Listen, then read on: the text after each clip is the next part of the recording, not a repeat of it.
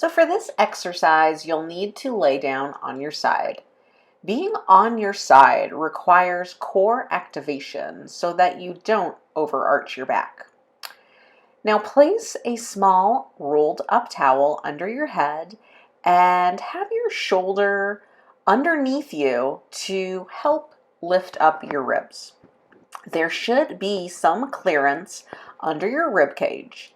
Now, with your abs lifted, so you want to make sure your abs are lifted and engaged and working during this whole movement, place your feet on a wall.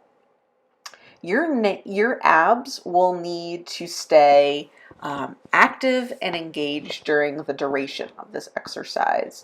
So you may need to keep your hand under your abs to help you remember not to let them hang onto the floor. Now squeeze your glute and press the bottom of your foot into the wall. Your quad, the front thigh muscle, is going to activate a little because, of course, you're straightening your knee. But it should not be all quad here and no glute. We really want to focus on squeezing your glute and pushing onto that wall. And your hips should not move during this exercise. Your back should also not contract at all. Place your hand on your back if you need to make sure that it is not engaged. Now always remember to keep your abs engaged for the entire exercise and push your hip, the bottom of your foot, towards the wall.